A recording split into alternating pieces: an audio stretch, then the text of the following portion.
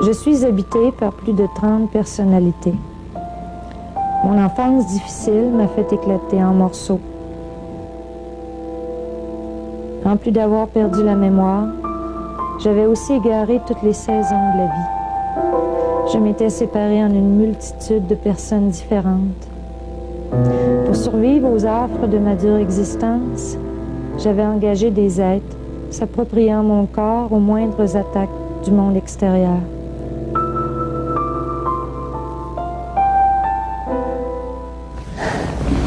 Tu poses des questions? Oui. Oui, je sais tout ça.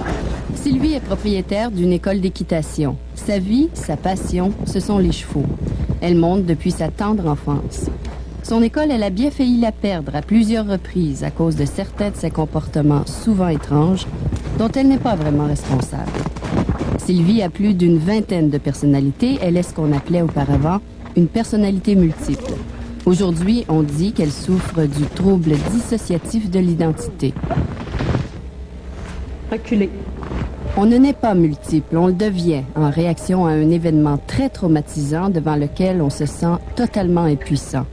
C'est un mécanisme de défense, un instinct de survie qui surgit face au danger. La personne a mal, ici. Quand le mal est trop grand, quand elle se sent trop impuissante, une des façons, c'est un peu comme de s'éloigner, un peu comme quelqu'un qui perdrait connaissance, qui perdrait conscience lors d'un accident, pour rester en vie, pour être capable de supporter, pour survivre. La personne s'organise pour ne plus sentir. Reviens dans le calme, tout doucement. Comme un miroir brisé, Sylvie s'est morcelée en une multitude de personnalités qui sont venues, tour à tour, la protéger contre des douleurs trop vives. Ben, quand la tête éclate, c'est ça qui se passe en dedans. Puis là, on perd tout, là. Je veux dire, on perd la mémoire, on n'arrive pas à s'orienter dans le temps.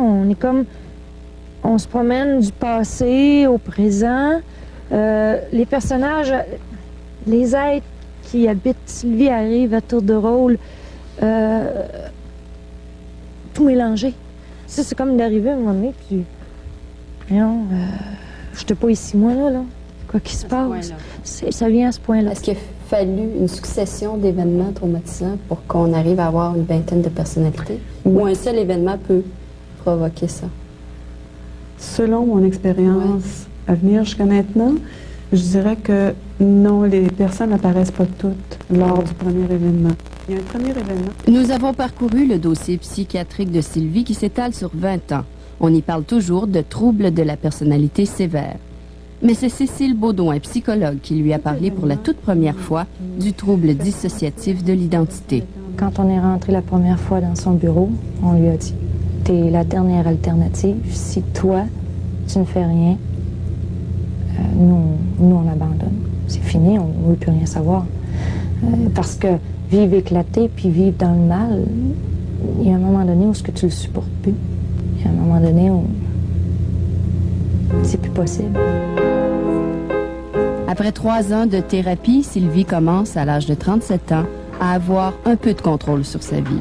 Elle a choisi de ne pas nous dévoiler les traumatismes de son enfance, mais elle a accepté de nous laisser pénétrer dans l'univers des personnalités qui l'habitent. Pendant plus de 2 heures, nous avons assisté à une séance de thérapie avec sa psychologue. Est-ce que je pourrais voir la petite?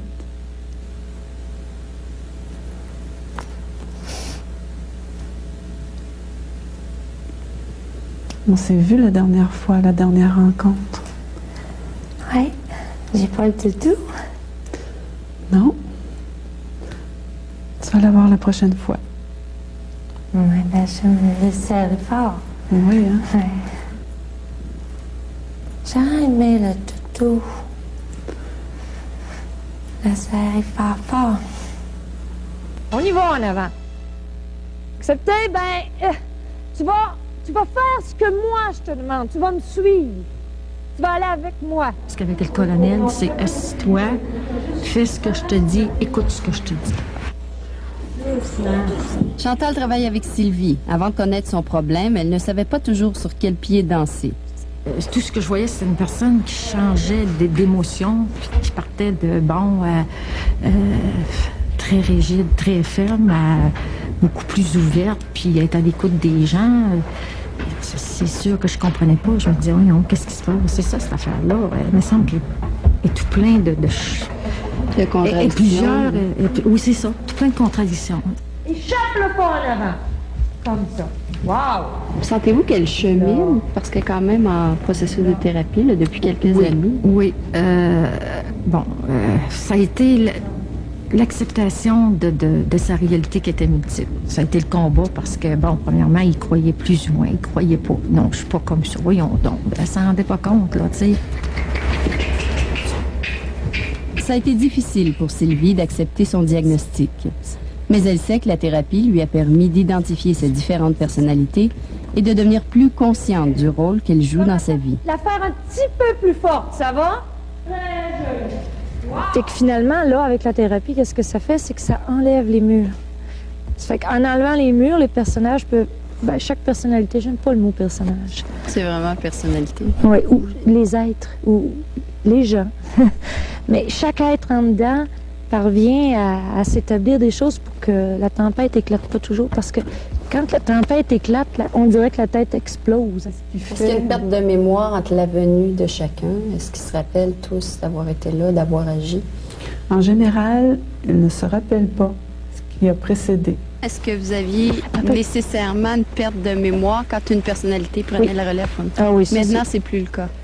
Nécessairement. Moins. Moins. Moins. Mais, comme là, tout le monde le sait, en dedans de nous, là, qu'est-ce qui se passe, puis tout ça, qu'on veut faire connaître la réalité, mais c'est pas garanti que tout le monde en dedans a conscience de ce qui se passe.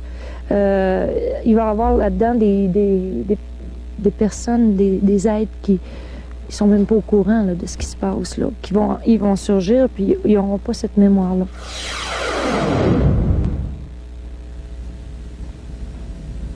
Qu'est-ce qu'ils veulent? Tu veux savoir ce qu'ils veulent? Est-ce que tu sais ce qui se passe ici ce matin? Hey Chris, là, ça fait combien de temps tu penses, tabarnak, que je suis dans le noir, tu me demandes qu'est-ce qui se passe ici? Calais, ça se peut pas.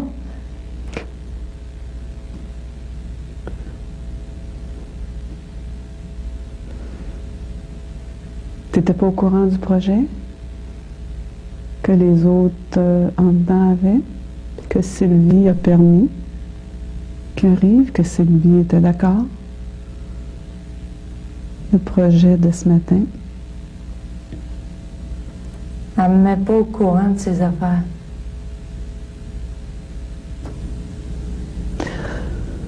Toi, t'arrives dans le corps quand?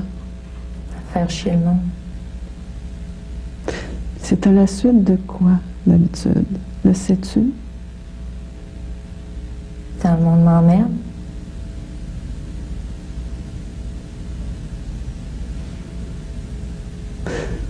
Est-ce qu'on peut dire que tu arrives pour défendre le corps d'une certaine façon? Le geler. Pour le geler. Peux-tu m'expliquer?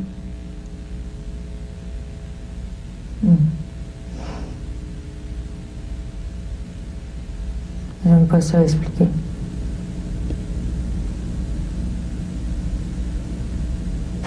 Comme ça vient. Ça me vient rien. Chaque émotion rattachée avec une personnalité est rattachée aussi avec l'apparition. Ça n'a pas apparu comme ça par hasard, c'est apparu avec un événement. Alors, c'est pas toujours facile d'accepter de se souvenir de l'événement. Parce que dès qu'elle se rapproche de ces, on va appeler ça de même, ces personnalités, elle se rapproche en même temps des émotions qui ont fait naître cette personnalité-là, donc du souvenir qui est à l'origine.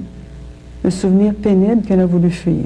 Quand tu as beaucoup de mal, quand alentour de toi, il y a des gestes d'adultes que quand tu es enfant puis que tu comprends pas pourquoi, ben des fois, chercher le pourquoi des choses, ça peut donner un coup de main, je pense.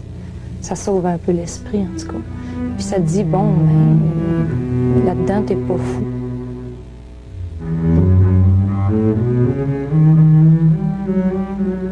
Je voudrais cavaler sur cette frontière, là où la terre et le ciel se rejoignent. Je partirai sur mon imagination et je n'en reviendrai que sur l'extase de ma pensée.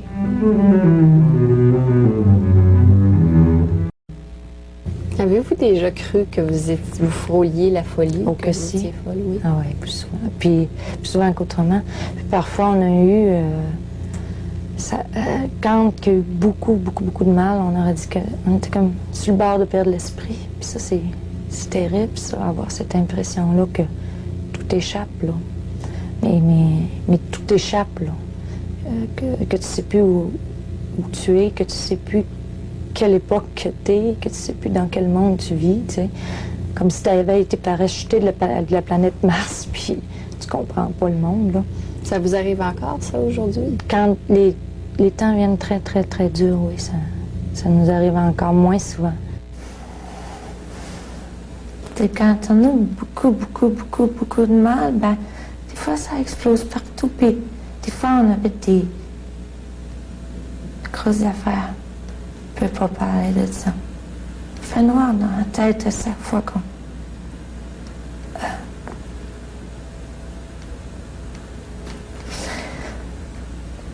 Quand les gens faisaient mal, ben on comprenait plus rien, puis En aucun moment, durant la thérapie, la personnalité centrale de Sylvie, c'est-à-dire elle-même, ne s'est manifestée. Elle a peur terriblement d'avoir mal. Elle en a vu beaucoup aussi, malheureusement, là, à travers notre histoire. Puis ce matin, il n'est pas venu en thérapie pour quelle raison? Parce qu'on était là, nous. La peur peut-être de sauvegarder quelque chose. Même si on ne sentait pas de menace, la réalité, c'est ça, on surveille tout le temps.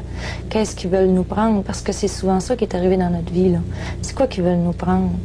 La vie, notre esprit, c'est quoi qu'ils veulent faire avec nous, là? Ça fait que c'est pour ça qu'elle ne s'est pas présentée comme dire, bon, moi, je me garde ça. Ça m'appartient, puis je suis peut-être pas prête encore de plonger dans... C'était plonger dans quelque chose qui est très gros, là. Tu veux vivre, toi, hein? Ben oui. Ben oui, parce que j'ai eu peur beaucoup de mourir. Je pensais que j'étais morte, hein? Ben, j'étais pas morte. Tu m'as réveillée, tu te dis que j'étais pas morte. J'étais fière. J'étais contente. Plus la confiance en elle augmente, plus elle va accepter de rester, je veux dire, dans la vie, puis de l'affronter telle qu'elle est. Et ça, c'est possible. C'est possible pour Sylvie aussi dans le futur. Oui, ben moi, je le crois. Sinon, je pense que je ne ferai pas je continuerai pas le travail que je fais. Alors, je crois que les personnes sont capables. Et ce qui me pousse à le croire, même quand la personne elle-même ne le croit pas, parce que ça prend du temps avant qu'elle le croie, c'est que je pars du processus lui-même. Étant donné que c'est un processus de survie, il faut nécessairement qu'il en arrive à une survie plus grande, à une survie qui devient équilibrée, qui devient comme capable de fonctionner. À qui je m'adresse, moi, en ce moment? Qui me parle? Charlie. Charlie. Pourquoi Charlie? Parce que j'ai plus de facilité que la plupart des autres de parler de ça. Je me suis renseignée depuis toujours dans cette réalité-là, mais aussi dans le mal qu'un être humain peut avoir. Donc Charlie, c'est quoi? C'est le rationnel? Un petit peu un genre de psychologue.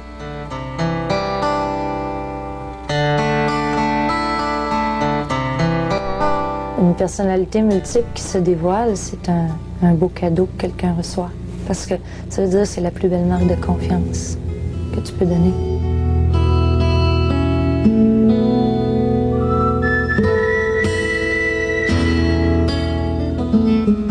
Après avoir connu chaque habitant de mon esprit, suite à mes illusions qui tombèrent en ruine l'une après l'autre, je dus penser la vie autrement. J'en suis là, juste à l'ébauche de mon futur.